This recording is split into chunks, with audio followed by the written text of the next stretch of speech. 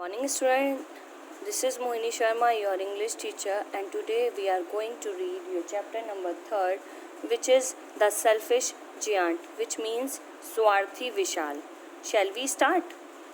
Every afternoon, as they were coming from school, the children used to go and play in the giant garden. ये हर दोपहर की बात है कि बच्चे स्कूल से लौटने के बाद उस विशाल गार्डन में खेलने के लिए जाते थे. One day the giant come back. एक दिन उसका जो विशाल था वो वापस आ गया. He had been to visit his friend the Cornish ओर्ज and had stayed with him for 7 years. विशाल अपने मित्र कॉरेंज ऑर्ज के यहाँ पे 7 साल से रह रहा था. After the 7 years were over, he returned to his own castle. 7 साल कंप्लीट होने के बाद वो अपने जगह अपनी घर वापस आ गया. When he arrived, he saw the children playing in the garden. जब वो वापस आया उसने वहाँ पर बच्चों को खेलते हुए पाया. What are you doing here? तुम यहाँ क्या कर रहे हो? He cried in a very gruff voice, and the children ran away. वो इतनी ज़ोर से चीखा बच्चों के ऊपर कि उसकी आवाज़ से बच्चे डर के भाग गए. My own garden is my own garden.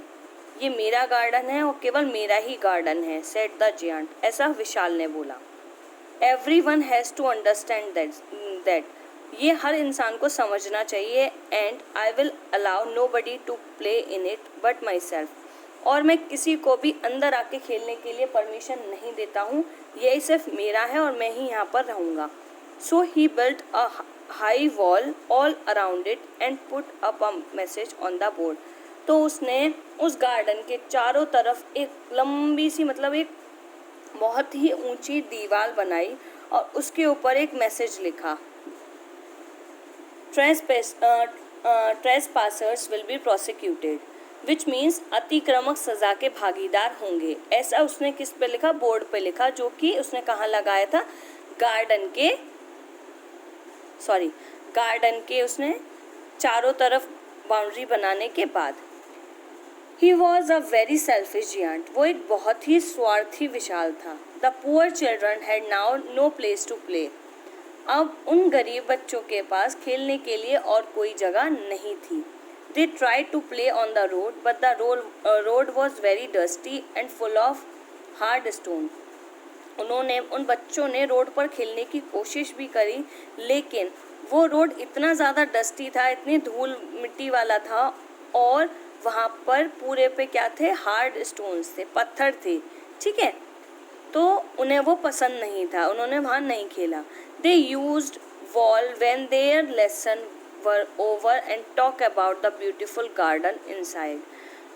वो क्या करते थे? उस वॉल को यूज़ करते थे और उस पर से जो लेसन लिखा हुआ था उसके बाद सोचते थे कि यार ये गार्डन कितना प्यारा है अंदर से. मतलब वो जब भी उस गार्डन के बारे में सोचते थे कि उस गार्डन को बंद कर दिया गया है और उस जियांट ने उस पर एक मैसेज लिख दिया है, उसके बाद भी बच्चों की इमेजिनेशन से वो गार्डन बाहर नहीं जा रहा था कि वो गार्डन कितना प्यारा है. Okay, how happy we were there. हम वहाँ पर कितने खुश थे. They said to each other. बच्चे बोल रहे हैं आपस में एक दूसरे से. Then spring came. फिर ऋतु आई. And all over the country there were little blossoms and little birds. जब स्प्रिंग सीजन आया, वसंत ऋतु का मौसम आया, तो पूरी कंट्री के अंदर छोटे छोटे ब्लॉसम्स छोटे छोटे फूल आने लग गए नए नए, और छोटी छोटी पक्षियाँ भी वहाँ आने लगे. Only in the garden of the shellfish giant it was still winter. लेकिन उस जियांट गार्डन के अंदर ही केवल सबसे ज़्यादा ठंडा था मौसम. बाकी जगह कैसा था? स्प्रिंग जैसा था. ठीक है, जैसे जो ठंड और गर्मी, जब ठंड जा रही होती है और गर्मी आ रही होती है वाला जो सीज़न था ना, वैसा सीज़न हो गया था पूरी कंट्री में. लेकिन वो जियांट का जो गार्डन था वहाँ पे अभी भी ठंड थी, क्योंकि वहाँ कोई पॉल्यूशन नहीं था. वो पूरा का पूरा किससे कवर था? पेड़ पौधों से, इसलिए वहाँ लगता थी ठंड. The birds did not care to sing in it as there were no children.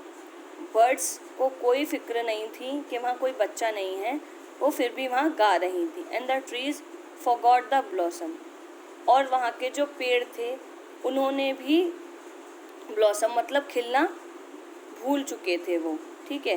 Once a beautiful flower put its head out, एक बार एक बहुत ही प्यारा फूल ने अपना सर बाहर निकाला, मतलब जब खिलने के लिए होती है ना कली, वैसे वाला।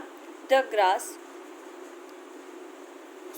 Grass but when it saw the board it was so sorry for the children that it slipped back into the ground again and went off to sleep. लेकिन उसने तो वो खिलने की कोशिश करी और देखा आसपास कि वहाँ तो बच्चे ही नहीं हैं, तो वो बहुत ज़्यादा दुखी हुआ और वो वापस जाके ज़मीन में घुस गया और सो गया, ठीक है। I can not understand why spring is so let in coming, मुझे समझ में नहीं आता कि स्प्रिंग इतना लेट कैसे हो सकती है आने में। किसने बोला ऐसा? उस स्वार्थी विशाल ने बोला। As he sat at the window and look out at his cold white garden, अपने विंडो से देखते हुए गार्डन को, जो कि बहुत ही ज़्यादा ठंडा और वाइट ग्रीन कलर का दिख रहा था, बर्फ़ की वजह से वाइट था।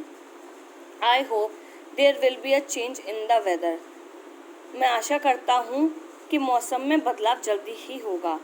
But spring never came, but कभी भी वहाँ पे वसंत ऋतु नहीं आई। नॉर डिड समर, ना ही वहाँ गर्मी आई।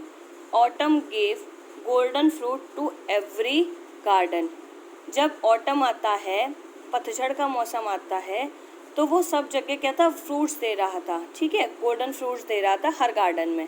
But the giant garden had none, but जो जियांट का जो गार्डन था उसमें एक भी फल नहीं था। ही इज़ टू सेल्फिश, क्योंकि वो बहुत ही ज़्यादा स्वार्थी था। ऑटम सेड, पतझड़ ने कहा, so winter was always there, इसीलिए वहाँ पर कब हमेशा सर्दी ही रही। And the north wind hail frost snow danced about through the trees, और वहाँ पर हमेशा पूर्वी हवा, तूफान, बर्फ़, यही सब था उनके ट्रीज पे, ठीक है। That's it for today, we will continue tomorrow. Thank you.